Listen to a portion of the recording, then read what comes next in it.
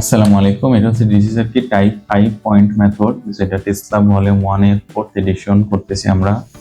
এটা হচ্ছে point method type 5, practice 21 এবং লাস্ট প্র্যাকটিস। আমরা পর্যায়ক্রমে পুরো টেসলা গাইড সলিউশন করব। তো হচ্ছে আমরা এটা প্র্যাকটিস 21, যদি R সমান 0 হয় তবে এর ভেতর দিয়ে প্রবাহিত কারেন্ট বের করো। তো আমাদের এই আর এর মান 0, অর্থাৎ আর এর মান 0 হয়ে গেছে। 0 মানে কি? শর্ট, কোনো বাধা নেই। রেজিস্ট্যান্স 0 মানে কোনো বাধা নেই, এটা 0 হয়ে গেছে। ওকে, তাহলে আমরা এখন কি করব? আমরা পয়েন্ট মেথড অ্যাপ্লাই করি। আমরা যেদিকে কারেন্ট আসতেছে সেটা বরাবরের মতো এ ধরছি, এই সবগুলো এ, অপোজিট পয়েন্ট বি, এটা ধরলাম সি। যেহেতু এটা শর্ট, রেজিস্ট্যান্স না, তাহলে এটাও সি। তাহলে আমরা মোট পয়েন্ট পেলাম এবিসি পয়েন্ট। এবার আমরা রেজিস্টারগুলো ইনপুট করি। তাহলে এবির মধ্যে আছে 4 ওহম, আর A9 এসির মধ্যে, A9 এসির মধ্যে, তাহলে এসির মধ্যে আছে 2টা, আর আর হচ্ছে এই 17 আছে বিচির মধ্যে, আর এই 2ও বিচির মধ্যে। তাহলে আমার এই হলো নতুন সার্কিট। আচ্ছা, এখন আমরা কি করব? এখন হচ্ছে আমাদের এই সি এবং সি দুইটার মাঝখানে আর, এখানে আর ছিল আমরা ধরি কল্পনায়, এবং এটা শর্ট হয়ে গেছে। এই আর এর মানটা নির্ণয় করতে হবে দিক দিয়ে কারেন্ট। তো আমরা দেখলাম যে কারেন্ট আসার পরে দুই ভাগে ভাগ হয়ে গেছে এবং শর্ট পথে এই জায়গায় আসছে, এবং যেহেতু এইদিকে সমান কারেন্ট আসবে, আসার পরে আবার এক জায়গায় হয়েছে, কিন্তু এক পাশে 17 ওহম রোধ আর এক পাশে 2 ওহম রোধ। তাহলে আমি বলতে পারি এই দিকে কারেন্টটা বেশি ফ্লো করবে। এইখানে আসার পর কারেন্টটা কিন্তু দুই দিকেই ফ্লো করবে, এদিকেও ফ্লো করবে, এদিকেও যাবে। তাহলে কোন দিকে বেশি যাবে? 2 ওহম দিয়ে বেশি যাবে, কারণ এদিকে রেজিস্ট্যান্স কম আছে, এদিকেও কিছু যাবে।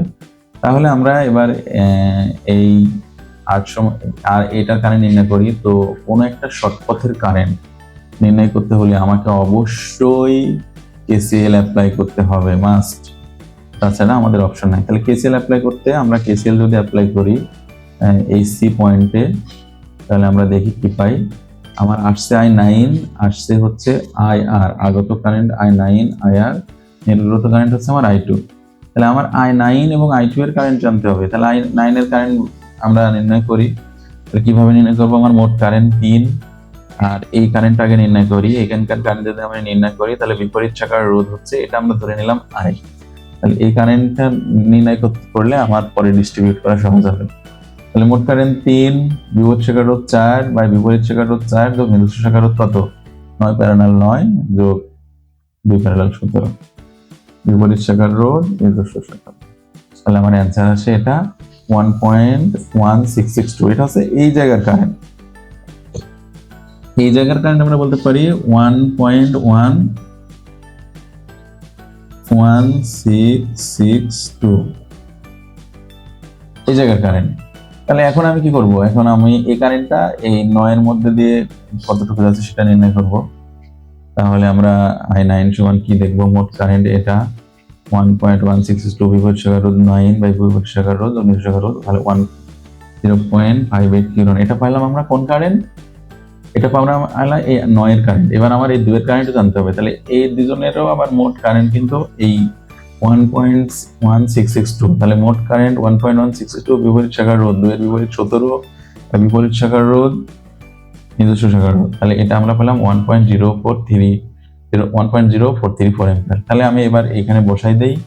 তাহলে IR সমান হচ্ছে I2 এর মান 1.043 মাইনাস I9, এটা হচ্ছে আমার কাঙ্ক্ষিত I2, এটা I9। তাহলে আমার মোট কারেন্ট আসে IR এর মান 0.46 অ্যাম্পিয়ার। এটা আমার কাঙ্ক্ষিত উত্তর, যেটা আমাকে চাওয়া হয়েছে। তো ঠিক আছে, থ্যাংক ইউ সবাইকে। আমরা এই অঙ্কটার মাধ্যমে টেসলা ভলিউম 1 4th এডিশনের পয়েন্ট মেথড শেষ করলাম। আমরা পর্যায়ক্রমে সবকিছু পুরো টেসলা গাইড আপলোড দিব।